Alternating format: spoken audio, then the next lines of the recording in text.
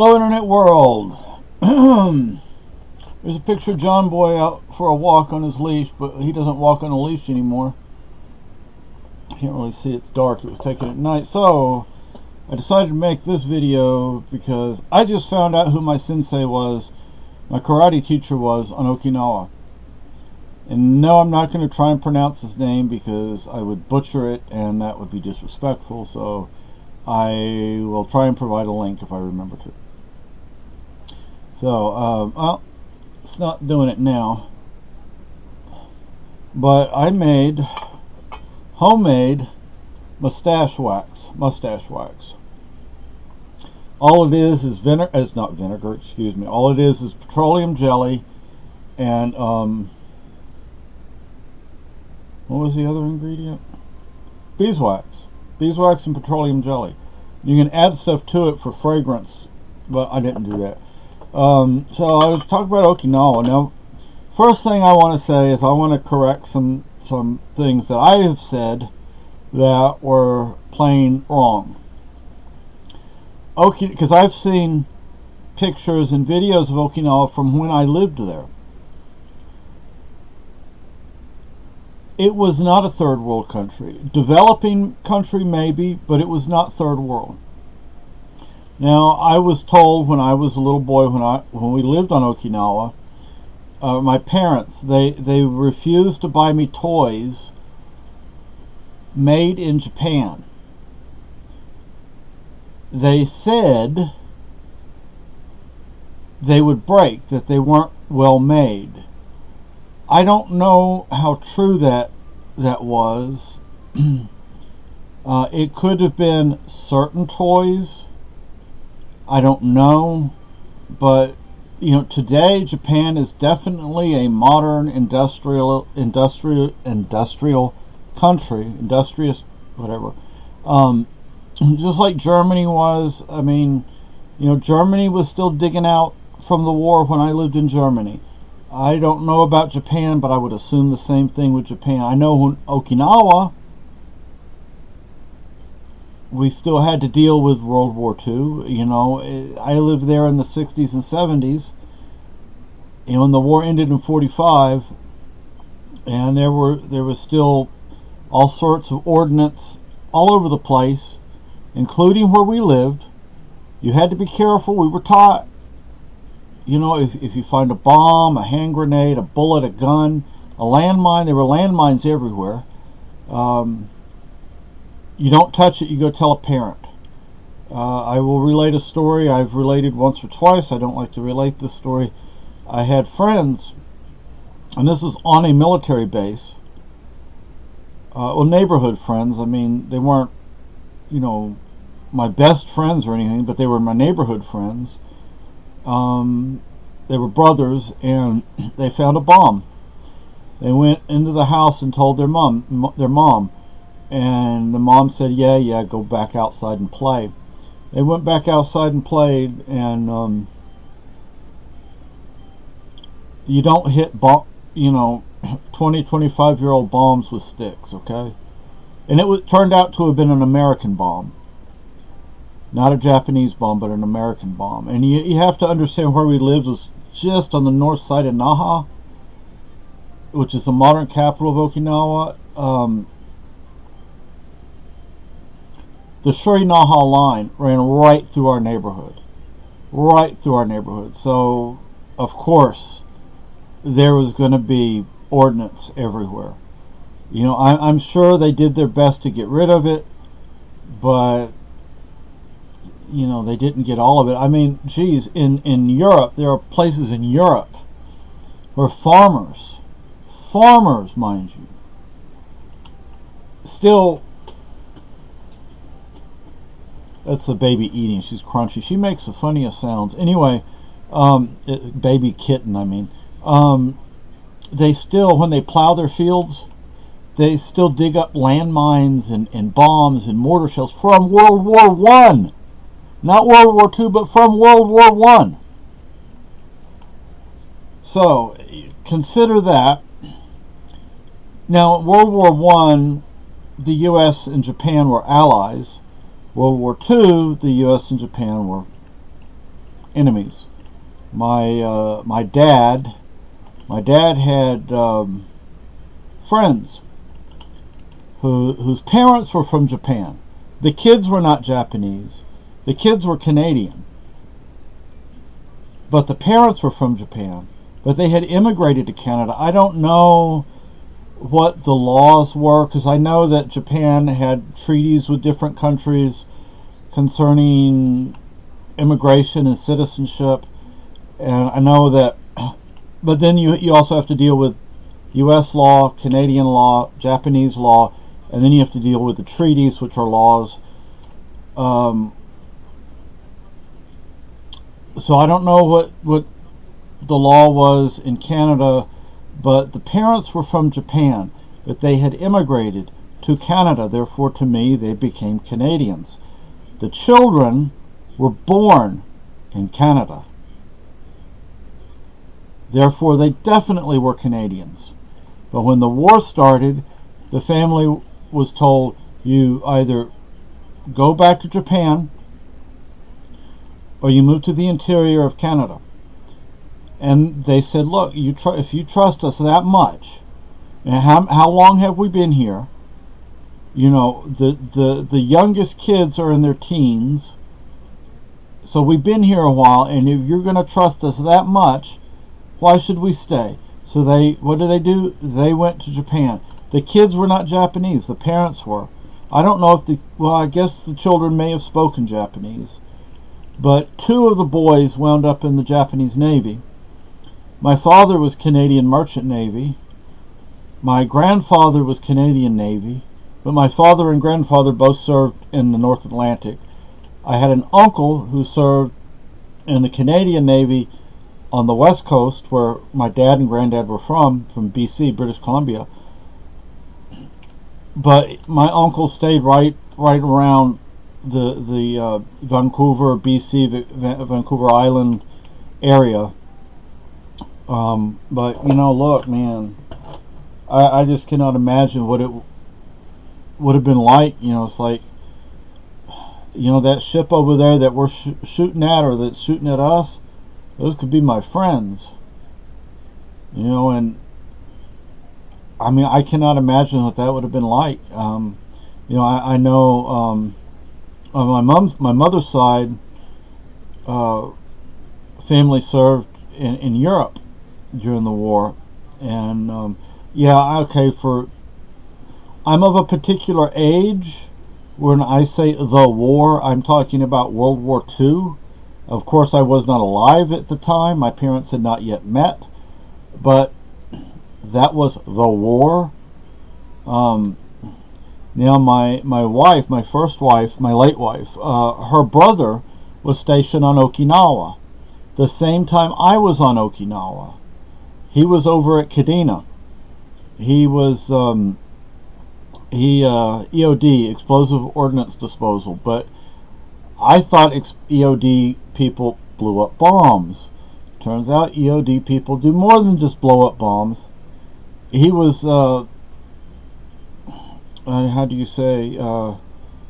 he armed the bombs that were being put on the B-52s that were being dropped on Vietnam. So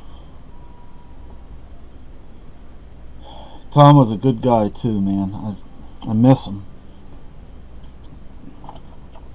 Anyway, so on Okinawa, there were people who still live very traditionally. I've never really been to Japan. I don't consider Okinawa a part of Japan. To me, Okinawa is Okinawa, and it should be a free and independent nation. So when people talk about Japan and Okinawa, to me they are 2 completely different places. Have I been to Japan? Yes, I have been to Japan. Do I remember Japan? No. Would I like to go back to Japan? Yes. I would like to do a backpacking tour across the country. I don't know if I could do that anymore. I have a bad back and neck and stuff, but I'd be willing to give it a shot. I'd love to see Tokyo. You know what I miss is Kobe steak. On Okinawa, there was a Kobe steakhouse. Now, for us, we had American currency, and American money was worth a lot more back then than it is today. Thank you, socialism and big government. Anyway, well, that is the same thing, isn't it? Or similar. So we could afford to go to Kobe Steakhouse from time to time. We weren't rich by any stretch of the imagination, but we could afford to go there. It melts in your mouth. Kobe beef is from Kobe, Japan, not from Okinawa. But they would export it from Japan to Okinawa. It melts in your mouth. To this day, I remember it. I was a little kid back in those days, and I remember how good that steak was. I would love to get my hands on some habusaki. It's not really sake. Okay, it's called habusaki, but it's not really sake. It's an Okinawan sort of alcoholic beverage. No, I wouldn't want it because to drink it. I would taste it. I would take a drink of it. I'm not a fan of sake. It's too strong, way too strong. Now, mix it in with sushi, it's good. But just drinking straight sake, I can't do that. I can't do that. What I would like to do with a habusaki, it would be a conversation piece. Okay, that's basically what it would wind up being. Like I said, I would take, well, actually, you know what, I might not take a drink of it because I want the bottle with the snake in the bottom. So I might not take a drink of it because that's kind of I don't know. I might take a taste of it, but I would love to have a bottle of habusaki. Just like if people came over, I could take it out and put it on the countertop. People could, or on a shelf or something, and people could see it. It would be a conversation piece. Yeah, Okinawa was not a third world country when we lived there. It was a different culture, definitely a different culture. And there were people who still lived in thatched houses. There were others who lived in more or less modern houses, but the roofs were thatched. And then the majority of people, I guess, lived, just, in modern housing. And you have to understand, I was a little kid when we lived there, so, like, we lived in Makinado Heights. Now they call it Makinado. Back then we called it Mashinado. And there was a village, I assume it was Makinado Village. We lived in Makinado Heights, and you go west, go downhill to the west, and there's a village. There were only two ways into this village that I can remember. One was on foot through a forest of bamboo. That was work. It took work to get through that forest of bamboo. And the only other way that I knew of was my nursery school. It was across, it used to be called Highway 1. I don't know what it's called today. And it runs up the west side of the island. And my nursery school was over there. And in the mornings, or not, I say mornings, at low tide, the mama-sons, everybody was mama-san, papa-san, or baby-san. It was respect. We did it out of respect because we didn't really. Then I probably knew a little Okinawan or Japanese. No, they're not the same languages. They're similar, but they're not the same. But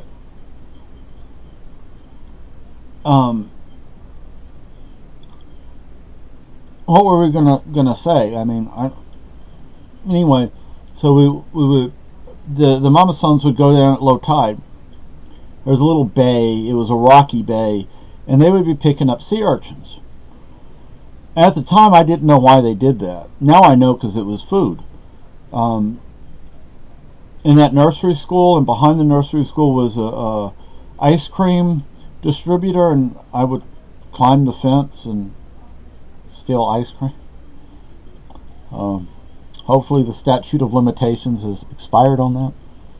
But I would steal ice cream and then, of course, get in trouble. But the mama sons would come over, and they were coming from the village. At least some of them were. That village, there was a pond, and there was a waterfall. I used to think that the itsy bitsy spider lived at that waterfall. And I would think to myself, why does he keep, doing that? Why doesn't he find another way to go up the cliff? But anyway, and the pond, even then, at that young age, I figured it's too small. I mean, you would fish, if you're fishing in that pond, you would catch all the fish in a week. And there were little boats, little rowboats, and people would, in the morning, they would row them across the pond over to Highway 1 and then walk to work. I don't think we had buses. The first time I ever remember being on a public bus was in Hawaii, and that was a different culture. That was very American. Hawaii was very American. It was not Japanese. It was not Okinawan. It was not Asian in any way. It was very American. First time I saw bookstores and a record store. Oh gosh, the record store looked huge. I don't know where my parents bought me books and records from, but some of my records were from Spain. I don't think I had any records from Germany, but I may have. I don't know. But I had a 45 or 78. I think it was a 45 of oh gosh. Now I can't remember.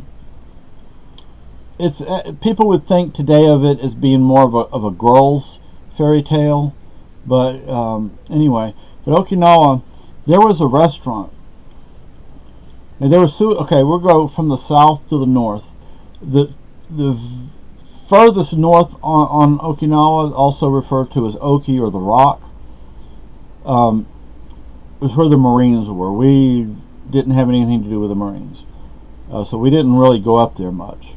But from the south, there's Suicide Cliff and A&W Drive-In. I used to love the A&W Drive-In. Get a frosty mug of root beer, and I would think, I'm cool. I'm drinking a frosty mug like of beer, like my daddy, And I swear to this day, at the song "Don't Rock the Boat, Baby, Don't Rock the Boat," that they were playing that on Okinawa on the radio. Yeah, I talked to a DJ over here on an oldies station once, and he gave me the date that the song came out, and I'm like, but I remember that song when I lived on Okinawa, and that song, you're saying that song came out after I moved to the United States. So, I don't know. But I remember, because you look out, there'd be boats rocking in the water. But from there, you go north, there was a Japanese bunker, it was a command center, command bunker. And they were digging it out when we were there. So you could go down in it, but they were still digging it out. There was still a lot of work to do. And they had to be really, really careful because there was still live munitions in there. And they had a little room that was roped off where they found huge artillery shells. I mean, bigger than I was. Maybe not as big as my dad, but several times my height, and they had a glass counter area, and they had Japanese uniforms from the war. I guess they dug them out from the bunker, and you could buy those. At the time, I probably thought that was pretty cool, and probably would have wanted one. Today, I would not do that, because that might, just out of respect, I would not want to do that, because it belonged to somebody who very possibly was killed. My understanding is that bunker was destroyed by 2 hand grenades. You to go down, the steps going down were in a spiral, and the steps were slanted, and they were done. That was done on purpose. So if somebody did throw a hand grenade down, hopefully it would catch on the steps and not go all the way to the bottom. Well, because of the aerial bombing, the shelling from the ships, the artillery shelling from the artillery on land, that bunker was in bad shape. By that time, it was in bad shape. 2 hand grenades were tossed down there, thing collapsed. And it was definitely a secure bunker. I mean, it was anyway. There was a place, I don't remember the correct name of it. I called it the Lily Tower, and there were 2 places very similar. Very sad stories, very sad. The first one was Okinawan children. The other one was Japanese children, and in both cases, the children were out on field trips. How did they know how did they or their teachers know that the battle was going to start? They had no way of knowing. The Lily Tower is a cave. That's the only place I've ever seen these kind of caves. Has been Okinawa. There's a hole in the ground, and it goes maybe a few feet or a few yards in one direction. Then it's a lot longer going in the other direction. But it doesn't go anywhere. It's just a cave. It's all enclosed into a cave, in one cave. There aren't branches or anything. There aren't tunnels or anything. It's just this one section. And the battle started, and the teachers took the kids into the cave for protection. And eventually, American forces landed, and eventually American troops, I don't know if they were Army or Marines or who they were, they found the cave, and they, supposedly with a translator, told said, you need to come out. We're not going to harm you. You need to come out. Of course, Japanese propaganda was that, the Americans are going to do horrible things to you. So they didn't come out. And they were told what was going to happen. Supposedly they were told what was going to happen if they didn't come out. And so a bunch of hand grenades were thrown into the cave. Then American troops went down. I say troops or Marines, I don't know which they were, went down into the cave.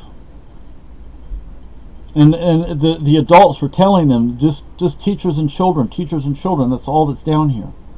But the Americans were like, well, you need to come out because we don't know that. When the Americans went down into the cave, it was teachers and children, and they were all dead.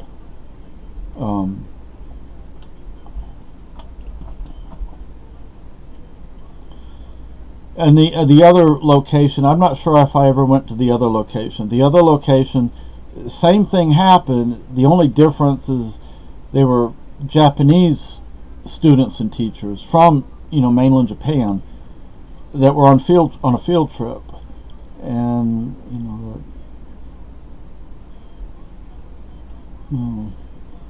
one thing I used to enjoy was when my dad would take me places.